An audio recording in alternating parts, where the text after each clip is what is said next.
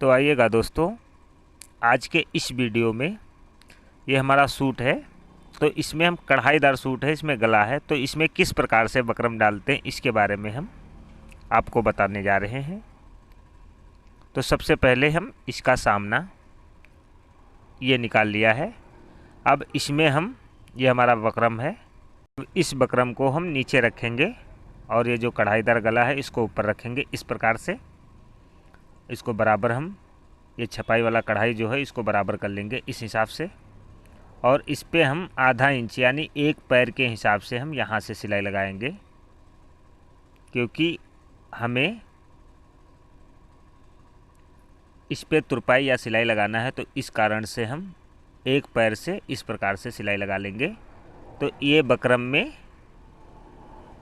इस प्रकार से सिलाई लग चुका है। तो ये देख लीजिएगा आप, इस बकरम में इस प्रकार से छप चुका है। अब जिस प्रकार से ये गला है उस प्रकार से बकरम में भी गला छप गया। अब ये हम आप देख लीजिएगा। अब इसको हम जितना एक पैर से ज़्यादा जो छपाई है उससे ज़्यादा कटिंग करेंगे। इस प्रकार से इसको बराबर कर लिया इस प्रकार से।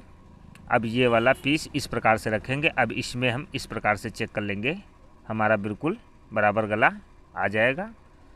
अब इसके बाद में यहाँ पे कपड़ा हम ले लेंगे, यहाँ पे हमारा गला आ जाएगा। इस प्रकार से कपड़े को कटिंग कर लिया। अब इसके बाद में हम ये कपड़े को इस प्रकार से मोड़ लेते हैं इसी बकरम पे, इस प्रकार से। अब इसका जो दबाव है इस हिसाब से कटिंग कर देंगे जिससे हमारा वो छपा हुआ। अब इसमें बीचों बीच में हम इस प्रकार से गुटका उठा लेंगे। अब ये कंप्लीट हो चुका है। अब इधर आ जाते हैं, ये हमारा सीधा पार्ट हो चुका ऊपर। अब इस प्रकार से रख लेंगे और रखने के बाद में इसमें बीचों बीच गले में आप अच्छी तरीके से चेक करके बराबर साइड में रख करके बीचों बीच से इस गले को हम इस प्रकार से सिलाई से रोक देंगे।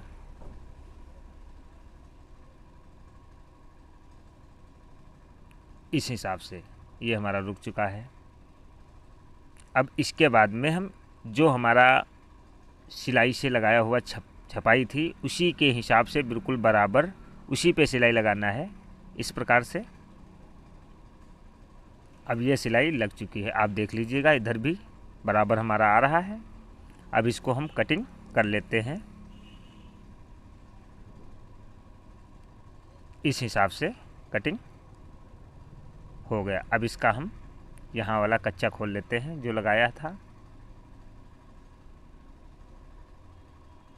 अब इसमें हम गुटके लगा लेते हैं। यहाँ पे सिलाई नहीं कटनी चाहिए हमारी, सिलाई से बाहर ही अंदर ही गुटका लगा लेना है इस प्रकार से। सिलाई से दूरी हटा, एक सूत दूरी हटके। अब इसको पलट लिया इस प्रकार से और इस पे हम बारीकी हल्की सी किनारे की यानी कदर की सिलाई लगाना है इस पे, इस प्रकार से।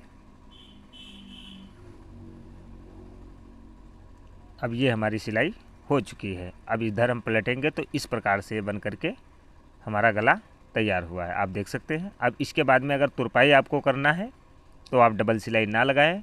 हमें इसमें कॉलरदार बनाना है तो इस पर हम सिलाई ही लगा लेंगे।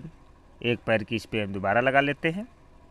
अब इस प्रकार से बन करके हमारा गला तैयार हो चुका। अब हम बैक पल्ला, ये हमारा बैक पल्ला है, इसको हम उल्टा सीधा देख करके इस प्रकार से रख लेते हैं।